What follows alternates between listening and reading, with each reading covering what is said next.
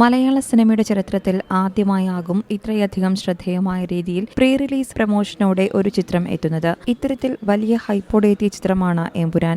ഏറെ നാളുകൾക്ക് മുൻപ് തന്നെ ചിത്രത്തിലെ പ്രധാന കഥാപാത്രങ്ങളെ അവതരിപ്പിച്ചവരുടെ ഇൻട്രൊഡക്ഷൻ വീഡിയോ അടക്കം അവതരിപ്പിച്ചുകൊണ്ടായിരുന്നു ചിത്രത്തിന്റെ പ്രമോഷൻ വർക്കുകളുടെ തുടക്കം. ചിത്രത്തിലെ ചില സർപ്രൈസുകൾ റിലീസിന് മുൻപ് തന്നെ അവതരിപ്പിക്കാതിരിക്കാനും അണിയറ പ്രവർത്തകർ ശ്രദ്ധിച്ചിരുന്നു. ഇപ്പോഴത്തെ ചിത്രം തിയേറ്ററുകളിൽ മികച്ച വിജയം നേടിക്കൊണ്ടിരിക്കുമ്പോൾ ഒരു സർപ്രൈസ് അവതരിപ്പിച്ചിരിക്കുകയാണ് ടീം എമ്പുരാൻ. ചിത്രത്തിലെ പ്രണവ് മോഹൻലാലിന്റെ സാന്നിധ്യമാണ് അത്. മോഹൻലാൽ അവതരിപ്പിക്കുന്ന സ്റ്റീഫൻ നെടുമ്പള്ളി അല്ലെങ്കിൽ അബ്രാം ഖുറേഷിയുടെ ചെറുപ്പകാലമാണ് പ്രണവ് മോഹൻലാൽ അവതരിപ്പിച്ചിരിക്കുന്നത്. സ്റ്റീഫൻ എന്ന കഥാപാത്രത്തെക്കുറിച്ച് ലൂസിഫറിൽ അവതരിപ്പിക്കപ്പെട്ട നിഗൂഢതകളിൽ ഒന്നായിരുന്നു ഏറെ പ്രിയപ്പെട്ടവർക്ക് പോലും അറിയാതെ 15 വയസ്സ് മുതൽ 41 വയസ്സുവരെ അയാൾ എവിടെയായിരുന്നുവെന്നുള്ള സത്യം. ഫാസിൽ അവതരിപ്പിച്ച നെടുമ്പള്ളി അച്ഛന്റെ ഡയലോഗിലൂടെയാണ് പ്രേക്ഷകരിലേക്ക് തിരക്കഥാകൃത്ത് ഇക്കാര്യം എത്തിക്കുന്നത്. പ്രണവ് ചിത്രത്തിലുണ്ട് എന്ന കാര്യം എമ്പുരാൻ ആദ്യദിന പ്രേക്ഷകർക്ക് വലിയ സർപ്രൈസ് ആയിരുന്നു. ചിത്രത്തിലെ പ്രതിനായകൻ ആരാണെന്ന കാര്യത്തിൽ വലിയ ചർച്ചകൾ നടന്നപ്പോൾ ഇത്തരമൊരു സാന്നിധ്യത്തെക്കുറിച്ച് റിലീസിന് മുൻപ് സിനിമാ പ്രേമികൾ ചർച്ച ചെയ്തിരുന്നതേയില്ല.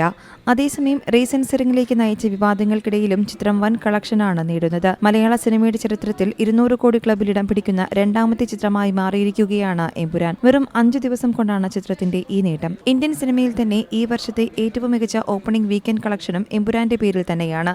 News desk Zee Malayalam news. ഏറ്റവും പുതിയ വാർത്തകളും വിശേഷങ്ങളും വിരൽ തുമ്പിലറിയാൻ സീ മലയാളം ന്യൂസ് എല്ലാ ഡിജിറ്റൽ പ്ലാറ്റ്ഫോമുകളിലും ലഭ്യം.